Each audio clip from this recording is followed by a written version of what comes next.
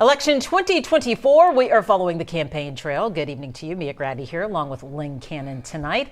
This evening, the stage is set. You're taking a live look at the George R. Brown Convention Center inside, where the presumptive Democratic presidential candidate Kamala Harris will address sisters of the Sigma Gamma Rho sorority at their 60th annual Boule, or convention.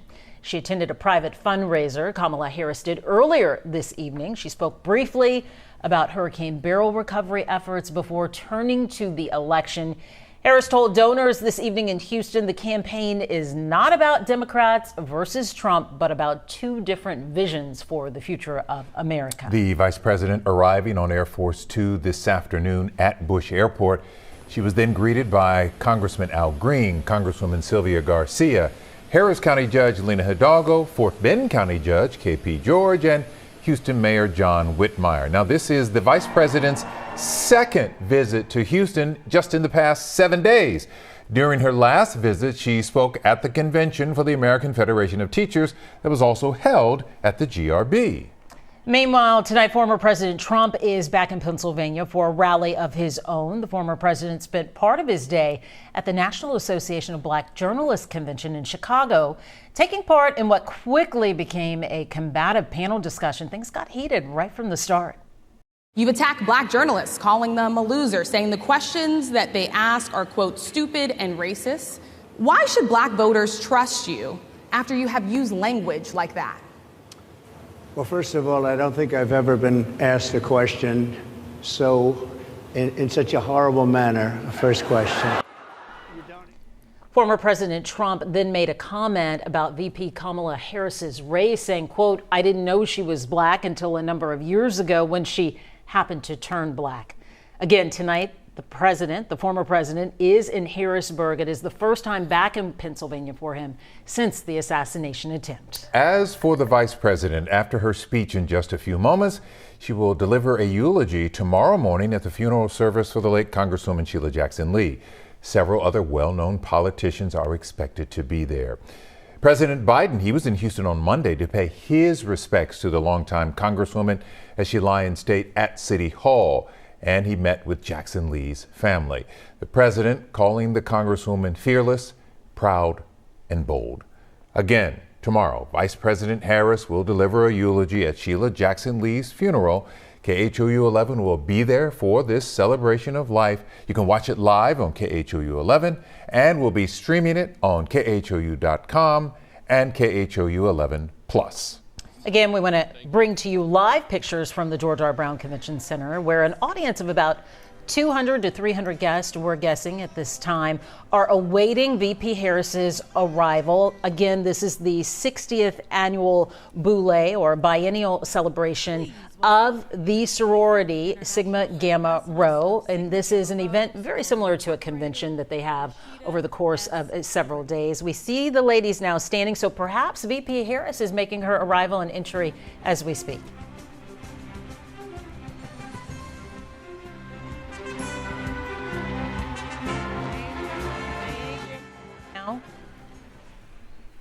Thank you all so very much. You may be seated.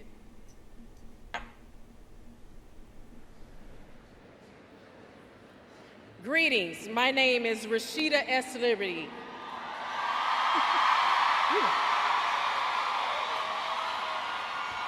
I am the 25th International Grand Basilisk, the International President of Sigma Gamma Rho, Sorority Incorporated. Sigma Gamma Rho was founded in 1922 on the campus of Butler University by 7 trailblazing educators. The global sisterhood has remained committed to the service for a century, with over 100,000 inducted members globally. I stand here today not only representing the greater women of Sigma Gamma Rho, but women across this nation. Women who are fighting for equal pay in the workplace. Women who are fighting for the right to control the decisions for their bodies. Women who are fighting to leave this world a better place for the next generation. There is a woman who for decades has taught not only women's rights or fought for not only women's rights, but the rights of all people. She is an alumna of the Howard University. She is a member of the Divine Nine family. She is embedded into the fabric of our culture. She is a change maker, a fearless leader, and a woman we can all be proud of. And now, it is my distinct honor and my privilege to introduce the first woman to be elected as Vice President of the United States, Kamala Harris.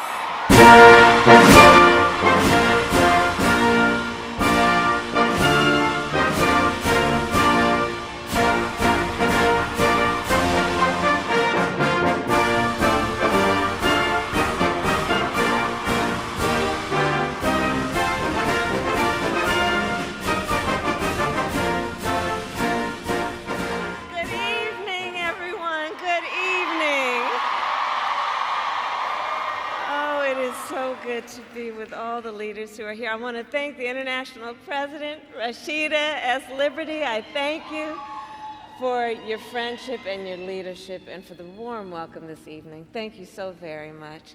And to the International Board of Directors, to the Council of Presidents of the National Pan-Hellenic Council, and to Congresswoman Robin Kelly, it is my great honor to be with everyone this evening. And please have a seat. I thought everyone was standing. If you have a seat, please have a seat. Thank you all. And to all the members of Sigma Gamma Rho Sorority Incorporated. It is so good to be with you this evening, and I say that as a proud member of the Divine Nine. And when I look out at everyone here, I see family. And you know, we share a vision for the future of our nation. Ours is a vision of a future in which we realize the promise of America. And aren't so many of us empirical evidence of the promise of America? A promise of freedom, opportunity, and justice, not for some, but for all. Since 1922, the members of Sigma Gamma Rho Sorority Incorporated have helped realize that promise. Generation after generation, the members of this sorority have shown that greater service brings greater progress.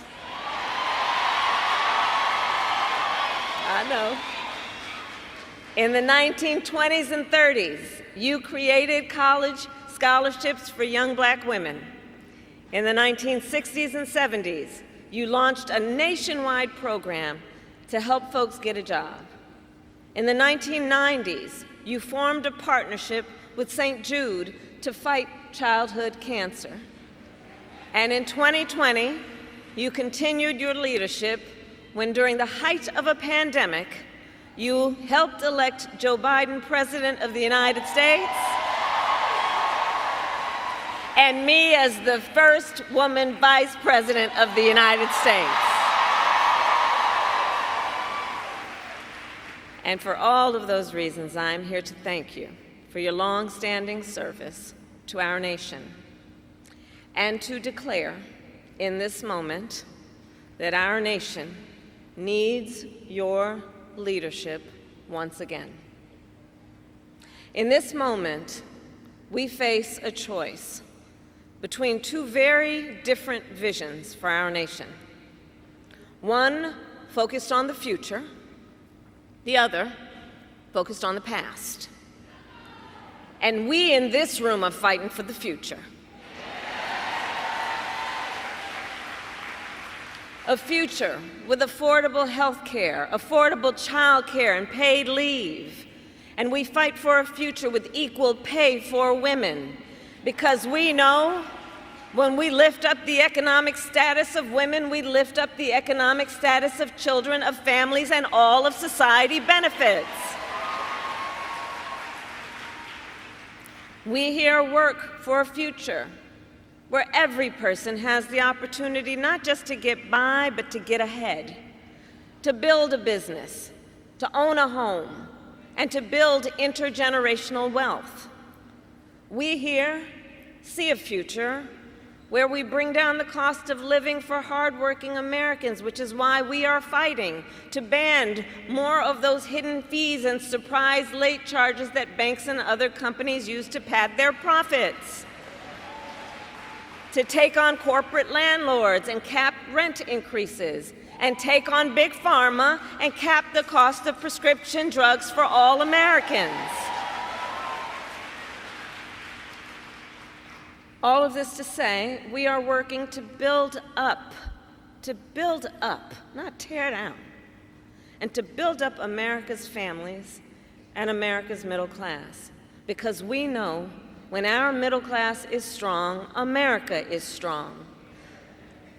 But as we work to move our nation forward, let us be clear, there are those who are trying to take us backward. You may have seen their agenda. They call it Project 2025. Right. And it is a 900-page agenda of extremism. Project 2025 would raise taxes on middle-class families and cut taxes for billionaires, eliminate the Department of Education, and end programs like Head Start, which of course would take away preschool from hundreds of thousands of our children. All of this to build on what Donald Trump did in his first term. When he was president, he gave tax breaks to billionaires and big corporations. He tried to cut Social Security and Medicare every single year. And he and his allies have tried more than 60 times to end the Affordable Care Act, and to take us back to a time when insurance companies had the power to deny people with pre-existing conditions. Remember what that was? Denying children with asthma, breast cancer survivors, grandparents with diabetes. And you know, America has tried these failed policies before, and we are not going back. We are not going back. We all here remember what those 4 years were like. And today, we were given yet another reminder. This afternoon,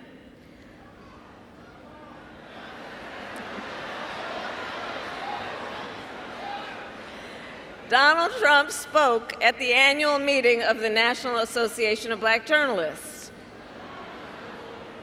And it was the same old show. The divisiveness and the disrespect. And let me just say, the American people deserve better. The American people deserve better. The American people deserve a leader who tells the truth, a leader who does not respond with hostility and anger when confronted with the facts. We deserve a leader who understands that our differences do not divide us. They are an essential source of our strength. So I say to Sigma Gamma Rho Sorority Incorporated, ours is a fight for the future, and it is a fight for freedom. Across our nation, we are witnessing a full-on attack on hard-fought, hard-won fundamental freedoms and rights. The freedom to vote, the freedom to be safe from gun violence, the freedom to live without fear of bigotry and hate, the freedom to love who you love openly and with pride, the freedom to learn and acknowledge America's true and full history, and the freedom of a woman to make decisions about her own body and not have her government tell her what to do. A fight for our most fundamental freedoms.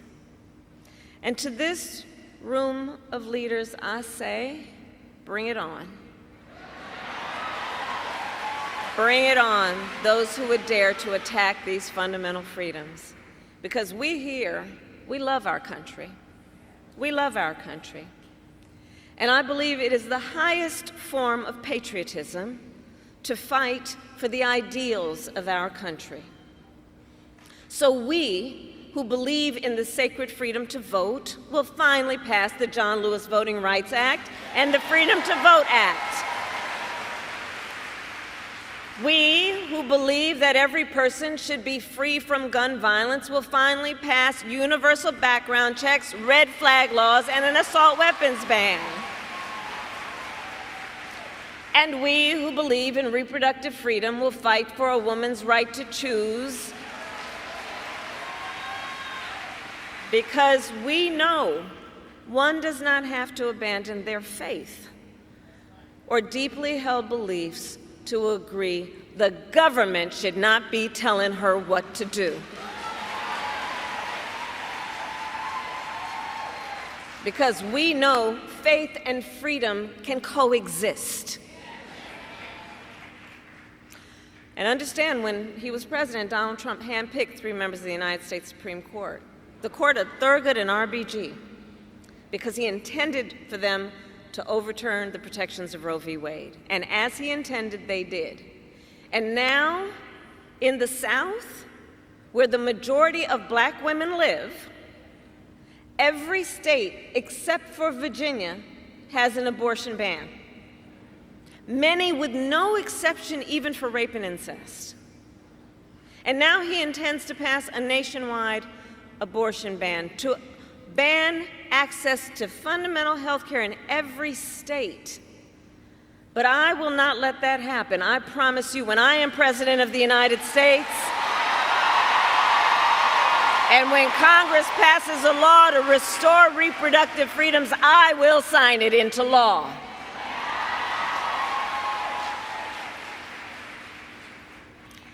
So in this, you're welcome. So in this moment, our fundamental freedoms are on the ballot, and so is our democracy.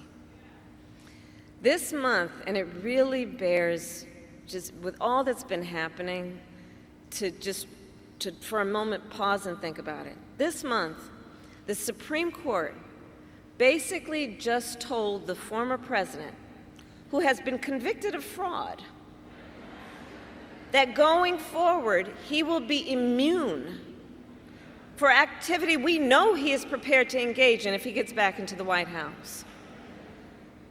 Recall, Donald Trump has openly vowed, if reelected, to be a dictator on day one, that he will weaponize the Department of Justice against his political enemies, that he will round up peaceful protesters and throw them out of our country, and even, quote, terminate the United States Constitution.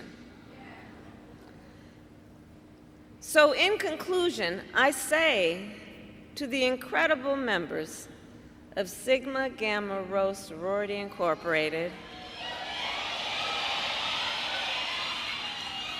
there is so much at stake in this moment. Election day is in 97 days. And in this moment, once again, our nation is counting on you to energize, to organize, and to mobilize, to register folks to vote and get them to the polls, because when we organize, mountains move. When we mobilize, nations change. And when we vote, we make history.